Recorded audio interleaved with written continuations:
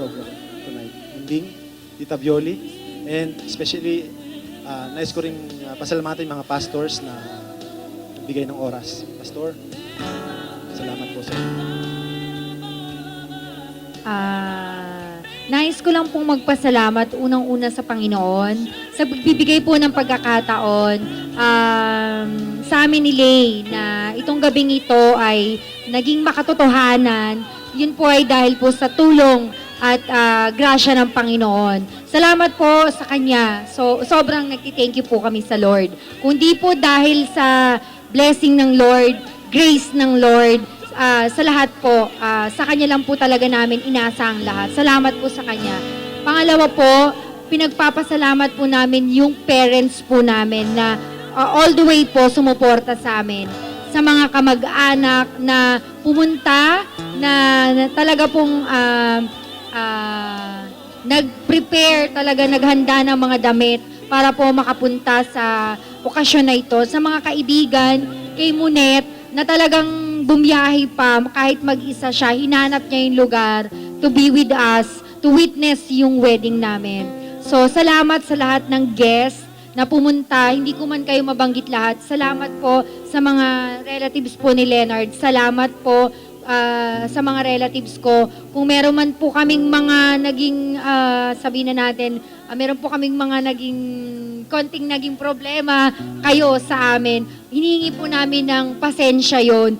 Siguro po naging stress lang po kami. Aminado po kami doon na na-stress din po talaga kami ni Leonard. Sorry po kung meron pong mga ganong sitwasyon. Pangatlo, salamat po dun sa mga taong tumulong sa amin para ma-prepare ito, yung mga suppliers namin, Bash and Elegance, kay Kim. So, talagang yung support, salamat, Kim, kasi Knight in Shining Armor namin talaga. And Rich Creation, sobrang thank you kasi talagang yung best nyo rin talaga binigay nyo. So, salamat din sa florist namin kay Miss Ina, sa Luis.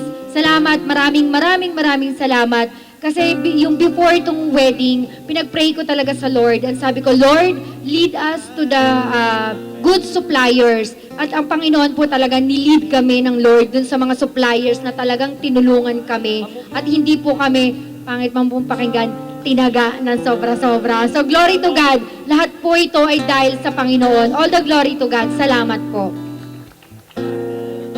Ito para sa Panginoon.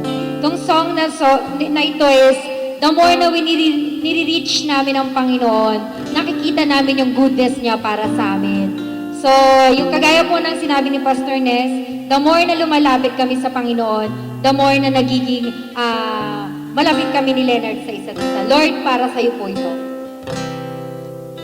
Leads away, love has got a hold on me. It's more than a way to find you need. Lift above my fears and set my feet on solid ground. All of my days belong to you, and I'm breathing your breath of life that fills my heart. You are my all-consuming fire, and I stand here before you in wide open wonder, amazed at the glory of you.